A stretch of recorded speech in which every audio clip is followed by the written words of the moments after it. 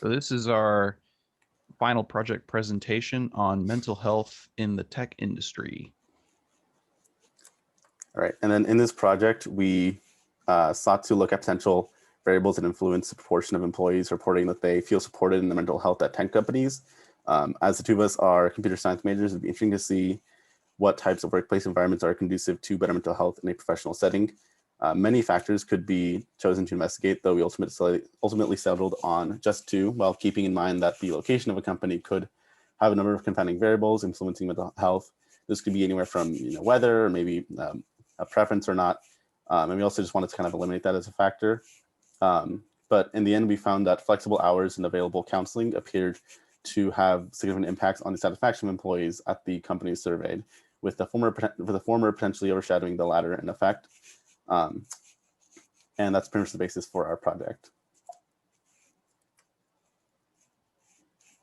So the problem we're seeking to solve is whether or not a tech company can improve the mental health among its employees by changing the availability of a flexible work location and counseling. So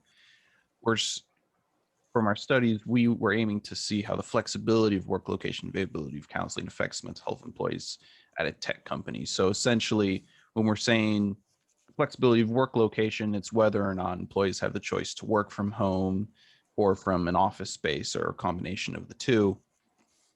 And availability of counseling is just whether or not the company offers counseling, and will account for location by blocking by location.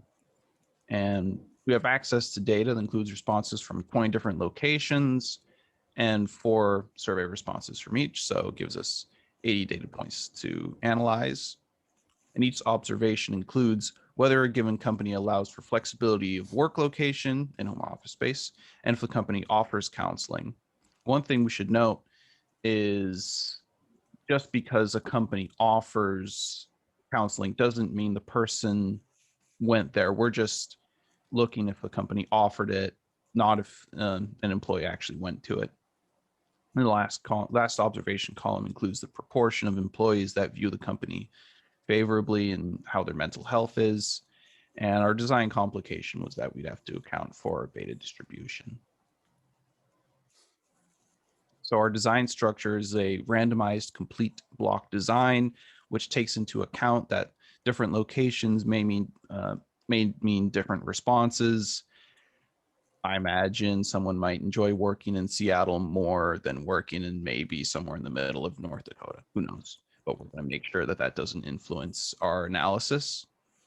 So really helps with confounding variables that might come with location. Our treatment structure is a two-way treatment structure because we're looking at two variables that might affect the proportion of employees with satisfactory responses to their work environment. One thing we want to note is that all data could be obtained in a single survey, and there are no additional data collection methods needed. So treatment 1, we're treating as no work location flexibility, no counseling. Treatment 2 is no work location flexibility, but the company does offer counseling. 3 is offering flexibility of work location, no counseling, and treatment 4 is offering both flexibility of work location and offering. And since this is a randomized complete block design, we will need to check and see if blocking was effective. And because this is a qualitative by qualitative factorial design, we'll also check if there's significant interaction between the two factors. And if we find if there's significant interaction, we'll interpret the simple effects. If not, we'll look at the main effects. And then from there, we'll determine which treatment, if any, gives the most favorable employee response. And our statistical model for this is y sub I JK equals beta. Our linear predictor is nu sub I JK equals nu plus tau I plus beta j. And the logic link equation is nu sub I JK equals log of mu sub ijk over 1 minus mu sub ijk. N is the intercept, tau sub I is the treatment, which is defined in the previous slide, and beta sub j is the block effects location. All right, and the results that we got would be that it appears that blocking by location is effective since our estimate in the covariance parameter estimate is greater than 0. And also as a side note, because we have a beta distribution, we also are keeping track for the generalized chi-square degrees of freedom because we want to make sure that that's as close to 1 as possible. And luckily it's exactly 1.0. So we can also say that we don't have to, we've correctly accounted for our data distribution since it is non-normal. In our type 3 effects of type 3 test effects, they shows that the flexibility and availability and counseling availability is significant, which means that we can also look at this, that we will look at the symbol effects as well, and that there is a significant interaction between the two since the p-value is 0.0376, which is smaller than 0.05, which would be our level of significance in this case. So then when we look at the simple effects, we can see that on the left, we have the flexibility least squared means, and we can see that the p-values for having flexibility and not having flexibility are very, very small. So we can say that this is a pretty good estimate for how they interact with one another, and they have a pretty similar range with one another. There's also a very large difference between the two, which kind of shows the pretty significant effect that it has on the data. And then on the right, we see that counseling is a little bit of a different story because the ranges are actually much larger. And in addition to that, we also see that the p-value for the estimate for not having counseling is not significant. So we have to take that into account and see that potentially there's a confounding variable there.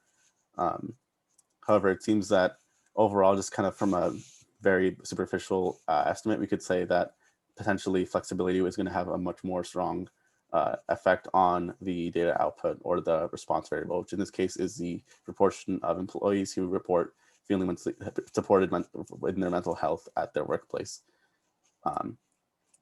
So then the treatment of no flexibility and available counseling seems to yield an estimate that may indicate insufficient data, as we again have a pretty large p-value. In contrast, the rest of the treatments yielded significant estimates with availability and available flexibility and available counseling having the best, meaning the highest estimate out of all the treatments, which again is the proportion of satisfied employees in terms of how they feel supported in their mental health. And we also see that if we're looking at them in general, we can see that if the company does not have flexible hours, the mean is below 0.5, meaning that less than half of the employees report that they feel supported in their mental health. Whereas if they do have flexibility, regardless of counseling, it's much, much higher. And so the two that don't have flexibility seem to be really close, much closer together as one smaller group, whereas those with flexible hours is also much closer as a dental group. So then when comparing them all together, we can see that the differences between all of them, every treatment seems to differ significantly except for treatments 3 and 4, which is which treatment 3 is the one where you have flexibility but no counseling, and treatment 4 is where we have both flexibility and counseling. But they differ, and the only difference between the two is that treatment 3 does not have counseling and treatment 4 does have counseling. In addition to treatment 4 having had the best estimate, this means either treatment 3 or 4 appear to yield a higher employee satisfaction proportion, or feeling more supported in their mental health. Looking closer for our recommendation, we would say that having flexible hours and available counseling would be best, but if one had to be prioritized over the other, it would have to be flexible hours for employees. This is again because all the contrast between any of the two seem to be significantly different, even between the two that don't have flexible hours. However, since the only two that really differ is the ones that have flexibility of hours, that kind of indicates that if that one or the other could be effective in getting the best result. And that's why we say that it's one or the other. And even though that it seems that the estimate for the mean for having both flexibility and counseling gives us the highest proportion of mental health satisfaction. And so that is the end of our presentation, and thank you for watching.